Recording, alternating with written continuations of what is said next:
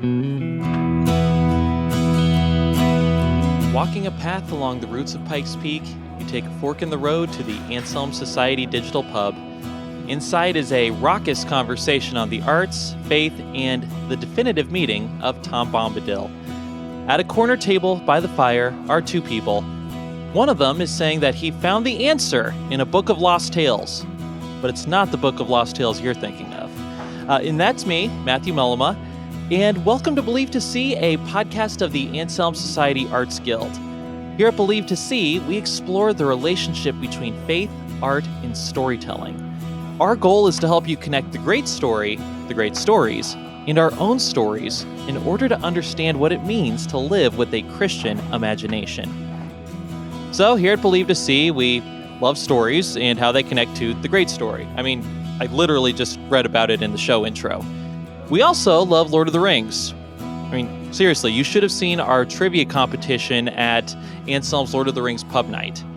So obviously, when our good friends at Lexham Press told me about their book, Tolkien Dogmatics, it was an extremely easy yes. I mean, here's the official blurb from their page on Amazon. Theology through mythology. J.R.R. Tolkien was many things. English Catholic, father and husband, survivor of 2 world wars, Oxford professor, and author. But he was also a theologian. Tolkien's writings exhibit a coherent theology of God and his works, but Tolkien did not present his views with systematic arguments. Rather, he expressed theology through story. So, obviously, this podcast follows. The author of Tolkien Dogmatics is joining us at our digital pub table tonight. His name is Austin M. Freeman. He has his PhD from Trinity Evangelical Divinity School and is a lecturer at Houston. Wait, so you'll need to answer this question for me because your blurb says Houston Baptist University, but I notice your fleece says Houston Christian University. So that'll be my first question for you. But first of all, let me welcome Austin M. Freeman to the digital pub table. How are you? All right. Hi, everybody. Nice to be here. All right. So Houston. Houston Christian. Yeah. Houston Christian University is the name as of last year. Wow. So post publication on Tolkien Dogmatics, we made the change over to Houston Christian University to reflect Baptist roots, but a more ecumenical heritage in terms of what our professorship makeup is here. And since that time, I've also become the chair of the apologetics department at Houston Christian here. So there's a lot of good work being done. We've got other Tolkien scholars like Holly Ordway and Lou Marcos, and Narnia scholar like Michael Ward is on the affiliate staff with us. So we've got a lot of Inklings people over here, and I have been tapped to wrangle them. Awesome. Well, yes, Tolkien aficionados like me will recognize a lot of those names. Michael Ward, friend of the show, so that is all great to hear. So basically, since this information I got, you have had a name change at the university and been promoted. So good news all around. All right, so let's talk. Well, I want to talk about the book, obviously. But first, let's talk a little about your background. So tell me about your background with scholarship and how that led you into Tolkien. Like many people, I sort of started reading Tolkien when I was in middle school or so. Somebody sort of handed me the book and said, "Hey, I think you'll like this." And I read The Hobbit, I read Lord of the Rings, I read Silmarillion, Unfinished Tales, read the first book of Lost Tales. I read fairly extensively, but it wasn't until I finished my master's program at the University of Edinburgh. I did that in historical theology and Augustine's Doctrine of Original Sin. And I started to examine Tolkien's doctrine of evil. There were a lot of people in the secondary literature that talked about how Tolkien had an Augustinian doctrine of evil as a privation of goodness. And that got me thinking about Tolkien in an academic context. And I realized it's not just this one thing that Tolkien says. It's his whole method that has theological roots and his linked in with the great tradition in so many different ways. And so I, from there, started thinking about Tolkien as part of my subsidiary academic interests, and I pursued my PhD in systematic theology on the doctrine of the knowledge of God. But alongside that, concurrently with that, Lexham took a chance on me while I was still in my PhD program and read some of the stuff that I had for the book proposal and liked it. And so I was doing this book concurrently with and a little bit after the completion of my PhD program. And since then, the Tolkien side of things has become my primary focus, because as I researched to write this book, I realized exactly how big a task it was to write Tolkien's systematic theology and to actually get a grasp on what Tolkien is doing at the intersection of theology and literature, because it's a lot more nuanced than I think many people give him credit for on either side of the table, both of the people that are Tolkien fanboys and the people that want to say, get your God out of my Lord of the Rings. So that's where I have ended up. Great. So going to Tolkien scholarship by way of Augustinian scholarship. That weirdly, I think after That's this right. conversation will make a whole lot of sense. And once again, listeners, the book title is Tolkien Dogmatics, subtitle Theology Through Mythology with the Maker of Middle-earth. Author Austin M. Freeman is here with us. So let's talk a little bit about the marketplace of Tolkien books, because as I'm sure you are acutely aware, there are a lot of really good secondary books about Tolkien and his faith and Lord of the Rings. Like Holly Ordway, your colleague, has a really good book on this very subject. So what does your book do that makes it stand out from the rest of the books on the marketplace? Yeah, I really think that Holly's book and my book could be read very fruitfully as a pair. So there are a lot of people that do spiritual readings or devotional readings of the Lord of the Rings. So they approach Tolkien beginning with the text and then try to mine the text for theological or spiritual insight. What Holly's doing is looking at Tolkien as a man and what is his spiritual autobiography, his personal faith. I'm kind of approaching it from a different angle from all three of those. I want to start with Tolkien as a theologian. What is Tolkien as this first-rate, top-caliber, full Oxford professor, savant in his field, um, somebody that converses about theology with all of these names that we continue to read, like C.S. Lewis. What does he have to say about his own theology? And start with Tolkien and then bring in his fiction as illustrations. So we're foregrounding Tolkien in his mind rather than the Lord of the Rings or Middle-earth. So Middle-earth becomes the illustration for how Tolkien deepens his theological thought rather than trying to read Middle-earth as a straightforwardly Christian realm. So I spend a lot of time in the letters.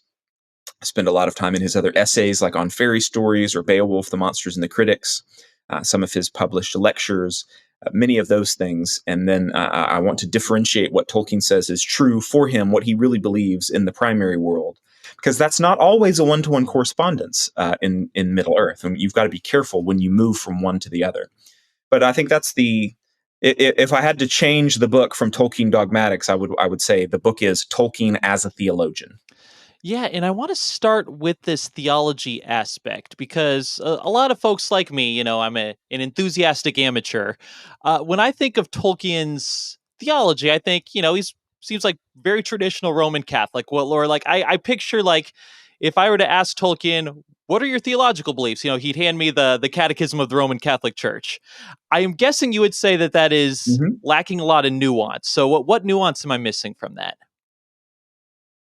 So it is, yeah. So any actual ordained or teaching Catholic theologian will tell you, why the students will say, why don't we just read the catechism? And they will say, well, because the catechism is a place to start. It's not the place to end. God is infinite and his richness and depth, and the truths about him are expressible to a much greater degree than can be captured in any single document.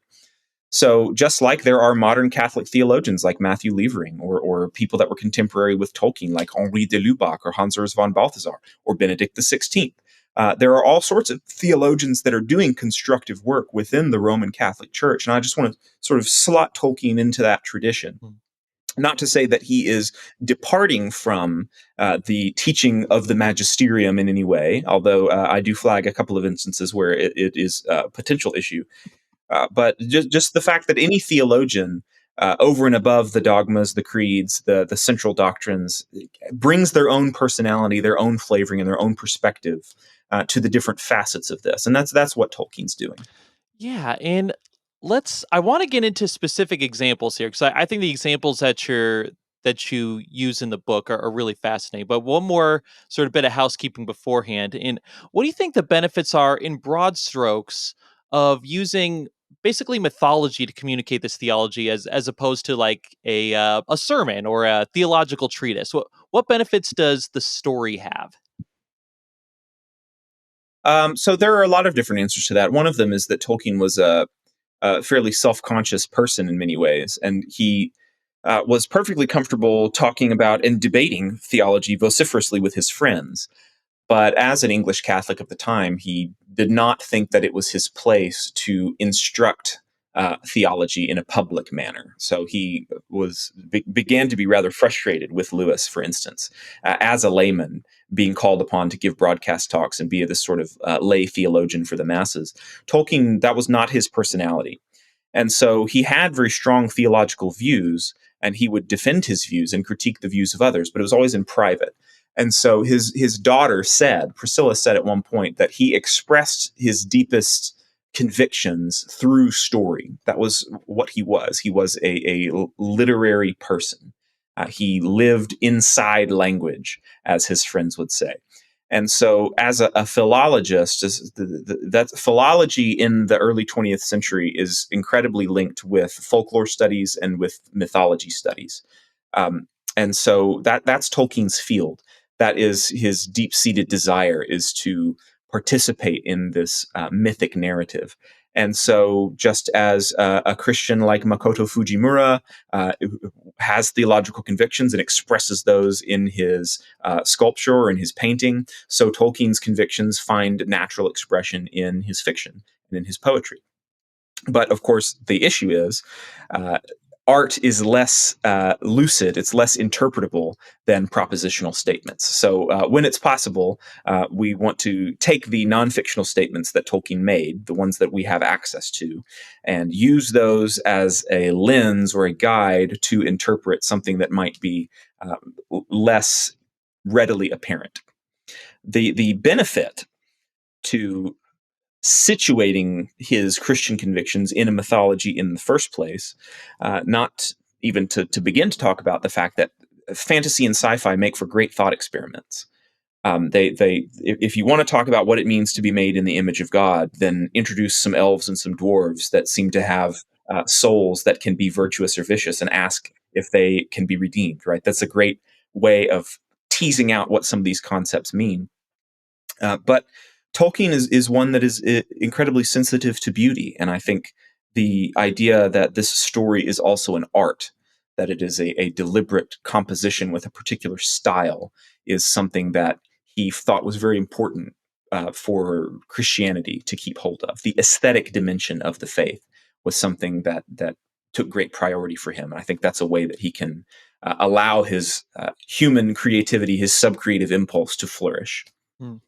Yeah, and now I want to go through and get into some specific examples of different theological topics that he goes through. And again, the book Tolkien Dogmatics, you do a great job just breaking these up into different categories. So there's like a chapter on God, revelation, creation, humanity, et cetera, et cetera. So I want to start with humanity. So humanity is sounds kind of like an obvious thing to say. That's a common topic in literature.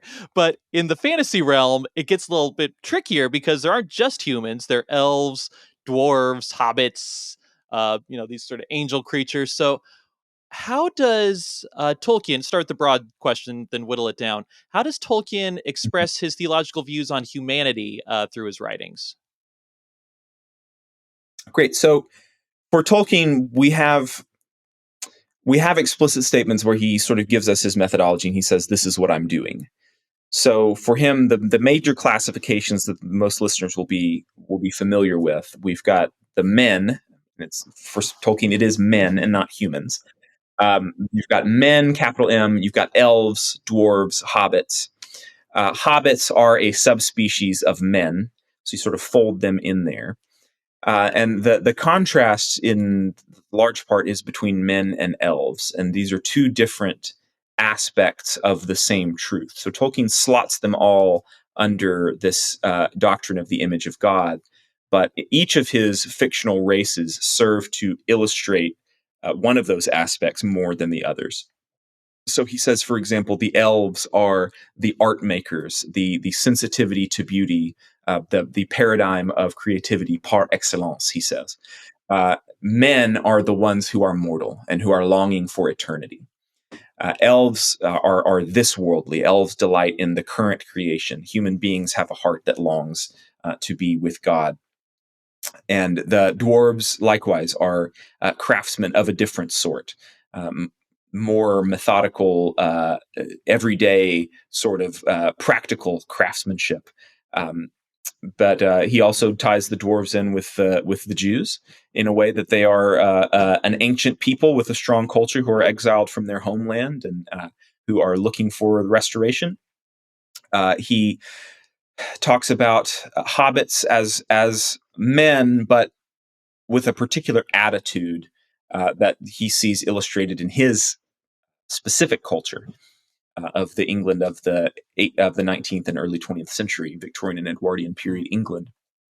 This aspect of complacency in a negative sense, but sturdiness and simplicity in a positive sense. And you could add that on. So the Valar and the Maiar are not part of the image of God. They are other spiritual beings that we would classify under angelology rather than anthropology. So all of the beings that Tolkien said have souls, that's them. The issue comes when we start talking about orcs. Where do we classify orcs? Do orcs have souls? Can orcs be redeemed? Are orcs purely evil? What would it mean to have a race, a biological race, which is naturally evil? How does that impinge upon the goodness of God? And this is a thing, because Tolkien is who he is, this is a problem that he was fraught to solve for his entire life and never actually came to a satisfactory conclusion on. But that's what I mean when I say that fantasy, this sort of literature, is great for thought experiments and teasing out. When we say human beings are in the image of God, he says, I have deliberately clothed these theological truths in mythical forms so that I can sort of zoom in and blow up these smaller aspects, look at them under a microscope, as it were, turn them around, examine them, and find new truth that way. Yeah, so I'm really interested in this elf mortal dichotomy. Is that a good way to put it? Because it almost seems like the elves are in one camp, and then sort of there's men, dwarves, and hobbits that are all sort of in another camp. First of all, does that sound fair enough? Yes. Okay, so I'm really interested. Yeah. So Oh, go ahead. Go ahead. elves, the dwarves are, and I talk about this in the book. The dwarves are something that Tolkien changed his mind on too. So the very first drafts, the very first versions of the Legendarium, and we have to be conscious that there is no fixed version. That's one of the reasons why I do consider it to actually be a myth. There is no particular final form. The dwarves were not originally considered to be children of Iluvatar. They were not considered to be made in God's image. He later on does make them into God's image because he sees the theological problems with that. But originally it's humans or men and elves. And the elves, it seems fairly clear from the beginning, are meant to be in this ministerial role towards humanity. So the elves are this other sentient race, children of God, but they are meant to serve, to lead, to guide, and to teach men song and holiness. That is the phrase that Tolkien uses. So they are the avenue by which men are sanctified through art and beauty and drawn towards God. Now, Tolkien draws this tension here because the elves are not immortal. Tolkien actually has a little bit of a paradoxical position here. We consider them to be immortal, but really, when the created universe ends, the elves end. They're incredibly long-lived, but their lifespan takes place completely within the created universe, whereas humans have what's called the gift of death, and they move from this finite universe into eternity. They have a promise that they will have eternal life. The elves don't have that promise. They have a hope that they will live eternally after the end of the world, but it's the human beings that actually have a more certain immortality than the elves do. So the issue is not so much who lives forever with God in heaven, but what is our attitude towards death and suffering in this world. And because the elves are more rooted to creation and beauty, they have a more of a transcendent attitude towards death. They reincarnate, they continue to come back because they are these beings of grand wisdom and depth of experience and sophistication. Men, our lives are nasty, brutish, and short, as the writer says. So we are much more confronted with the problem of mortality and what we are to do with it, and therefore how we make lasting meaning in the world. Yeah, and I believe you talk about how Tolkien's approach to this issue of, mortality for men changed over time. Where at first it seemed like death was a curse, but at the end it seemed to take on a lot more nuance. Is that right? Yeah, so Tolkien, as a creator, binds himself to respect the earlier published versions to a greater or lesser degree, and so he has it down that death is the gift of Iluvatar to men, basically from the 19 teens, from the very earliest versions of the Silmarillion, and he continues that message, and it's in print, and so he can't quite go back on it now. He has to come to grips with it somehow in his system so that he can be self-consistent, which is one of the markers of reality and one of the things that gives literary merit in his artistic opinion. So he tries to do a bit of theological retconning, as it were, and try to figure out, because the Bible is very clear that death is a curse. Death is the final enemy that is to be overcome. And so here Tolkien is, it's like, oh man, when I was in my early 20s, I was calling it a gift. What do I do? Um, and so he comes to the conclusion that death is a gift if it is accepted with the proper attitude. Much like when God exiles Adam and Eve from the Garden of Eden, he puts them out of the garden because he says, "Lest they take and eat of the tree of life and live forever." And at the beginning, that sounds like a great thing. Well, why wouldn't we want to live forever? But you realize you're living forever under a curse. So the idea is that human beings are meant to be eternal, and so they pass through this veil of soul making into their natural resurrected state with God. And death is now this point of transition. And you can rail against it and you can resist it in wickedness, or you can accept it for what God's original intention for it was, apart from the fall, as merely this sort of natural doorway from one form of life into another. And Tolkien is in line with many thinkers in the Christian tradition in looking at it that way. So even John Calvin says, diametrically opposed to Tolkien in many people's minds, even John Calvin will say that human beings, were they not to have fallen, would perhaps have died naturally, and then been transitioned peacefully into this new life. We see that in Tolkien. Speaking of specific examples, an image of what unfallen or redeemed death looks like in Aragorn, and some of these other figures, like the Numenorian kings, choose when they die. They say, "Okay, I'm done. I've accomplished what I need to do in this life. I'm laying this life down, and I'm going to my resting place, to my real home with Eru, with God." And so it's very peaceful. There's no suffering. There's no senility or decrepitude or decay. The soul just sort of leaves and goes to the next place and waits for the final resurrection. Now, is that a position I myself would take, to talk about death as a gift? Well, maybe not, but it was important to me in the book. This is not Austin Freeman's take or opinion on Tolkien's ideas. I'm trying to present Tolkien as he himself wants to be presented, and that's the position that he finally takes: is that death is a penalty. It is a curse that is a result of the fall. For those readers that want to do some more deep cuts in Tolkien, you can go read in the History of Middle Earth the debate of Finrod and Andreth in Morgoth's Ring. And this is a dialogue about the nature of the fall in Middle Earth. And that's where they end up, is that the death is a curse, but it can be transformed into a gift because God has conquered death. Death, where is your victory? Death, where is your sting? It is now the avenue towards eternal life. Yeah, and that's a good segue toward another topic, which you already mentioned was one of particular scholarly interest to you, and that's the doctrine of evil.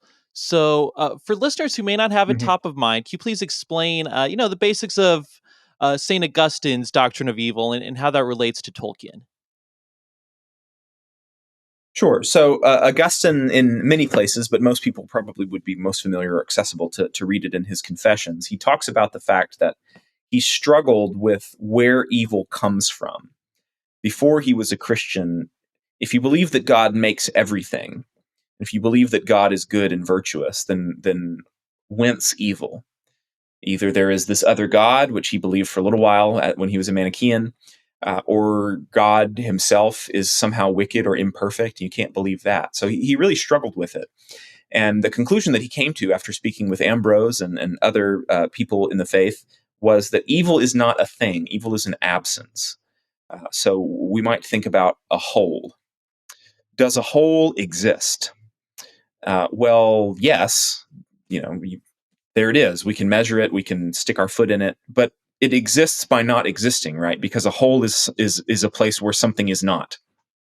And that's Tolkien's vision of evil, this idea of privation or lack. You are deprived of something that ought to be there. So that's why in his fiction, he illustrates his doctrine of evil with images of shadow and coldness and silence and wasting away. That famous line where Bilbo says, "I feel thin, like butter scraped over too much bread." You just stretch out into nothingness. Evil is always a decline. It's like a gas that fills up something that's too big for it, and you're no longer solid and real with these defined properties. You no longer have this robust being. You're just this shadow, this pale imitation. Because all of those images are things that don't exist in themselves. A shadow is not a thing. A shadow is the absence of light. Cold is the absence of heat and energy. Silence is the absence of speech or sound, et cetera, et cetera, et cetera. So Tolkien goes wholeheartedly in this direction, and we see him in many places changing the manuscripts of his various legends to more fully and explicitly align with that.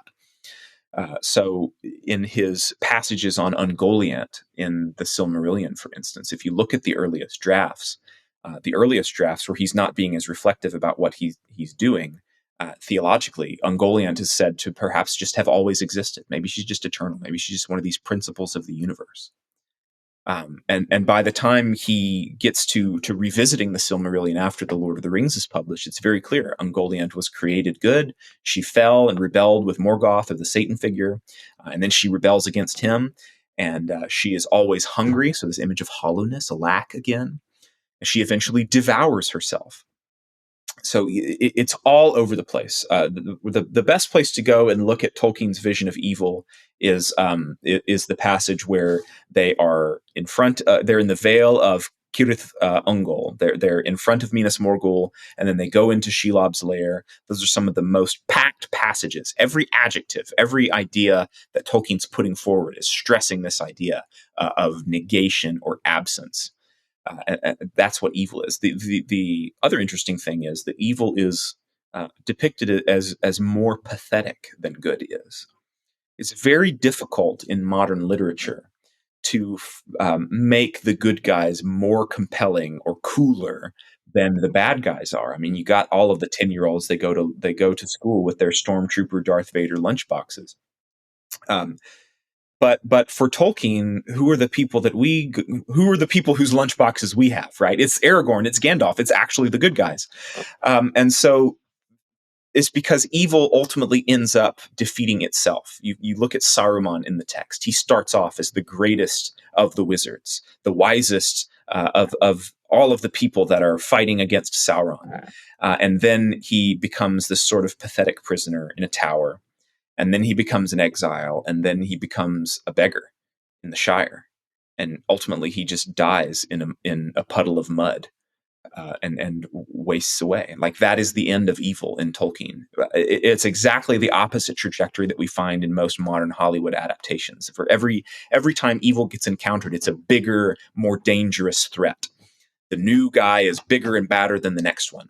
But for Tolkien, every time evil gets encountered, it's always less and less. You start out with Morgoth, and he's this great primeval force, and all of the Valar together cannot overcome him. And Sauron is a step down from Morgoth, and Saruman is a step down from Sauron. And the ruffians in the scouring of the Shire are a step down from him, and down we go. Evil is always a decline. Yeah, and related to that, there's the issue of the fall. I believe you mentioned in your Mhm. book that for a long time Tolkien was hesitant to put in like a fall scene in his legendarium. So why was he hesitant to do that, and what did he eventually settle on? Well, so Tolkien says that Middle Earth is supposed to be our Earth. It is a fictional version of our Earth, obviously, but within the text, it is our Earth in the mythic past.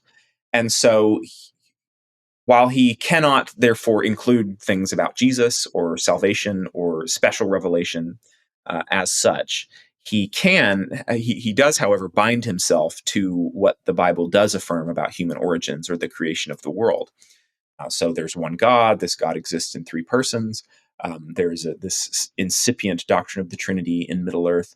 Um, Human beings are created good. They rebel against God. They suffer the fall, and they are now alienated and trying to find their way back. And they're waiting for some redeemer that's going to come in the future, some promise to be fulfilled. That takes place in Genesis 3. So once human beings are made, once human beings are on the scene, they get to Middle Earth, which is just the Western version of a bigger globe, um, or flat Earth, as it were, at the time.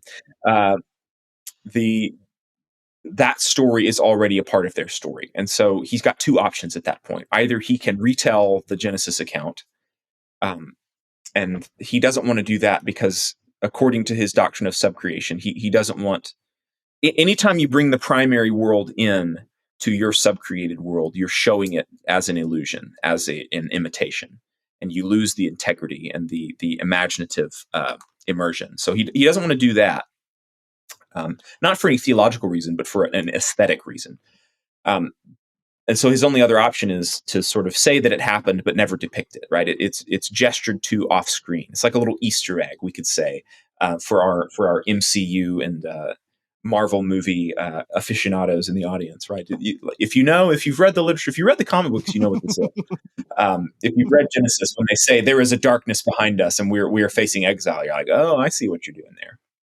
That is interesting. And another way that he seemed to struggle with this principle was with the issue of like a Christ figure. Like, story time for me. I remember when the movies first came out, my dad has been a Lord of the Rings nerd since he was a kid. So he's psyched about it, takes my mom and my brothers and I to see it. My mom had no background with this at all. She'd heard it was Christian somehow, but afterwards she's asking my dad, like, I don't get it. Like, if this is Christian, like, who's the Jesus character? And my dad's like, no, no, no. It's more complicated than that. I'm guessing you have the same answer as my dad. So what is your answer to my mom there? It is more complicated than that. Um, Sometimes simple ideas just take a long time to explain, I guess. I'd say it that way.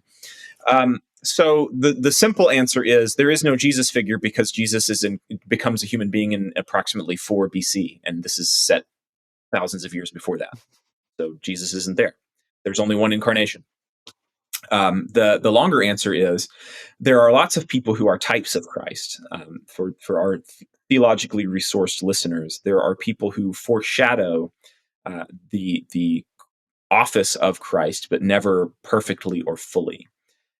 So I think if anybody knows anything about theology in Lord of the Rings, they probably are going to talk about this prophet, priest, and king office that Aragorn and Gandalf and Frodo fulfill. Right? Aragorn is the king, Gandalf is the prophet, Frodo is the priest. And that's not something that Tolkien intended, but it is something that he recognizes in his work. He admits that that's something that is a valid reading. So C.S. Lewis has this great image that he says, if the incarnation is the centerpiece of all human history and of all creation, then it's like a pebble dropped in a pond. And it doesn't just echo outwards into the future. It also has these ripples backwards into the past. And if it's a theme in a symphony, then that motif is going to be echoed from the very beginning all the way through. And that's what Tolkien does. He takes these echoes of Jesus Christ, but he leaves Jesus himself to be fully revealed in the Holy Scriptures. He says that the incarnation of Christ is something far more special than I would ever attempt to write. He rests with these images, these literary figures. In the same way that Jesus is a Christ figure. I mean, that Superman is a Christ figure. Freudian slip there, maybe.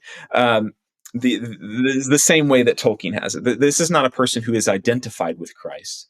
But the deeper truth, I think, is that in many ways, he's teaching us that everyone can identify with Christ in some way. We're all supposed to be imitating Christ.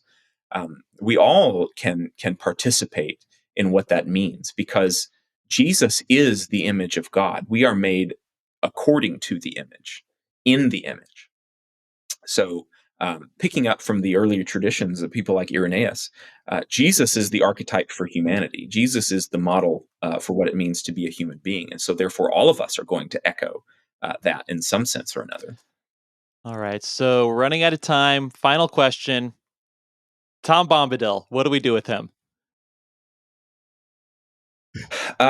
So Tom Bombadil, I'm editing a volume right now. We had a conference last November here at Houston Christian on Tolkien among the theologians. And I've got a guy named Keith Matheson who's writing a chapter in this book on Tom Bombadil, and he provides, at this stage in the manuscript, a pretty exhaustive survey of Tom Bombadil options. But his theory, I think I'm persuaded by.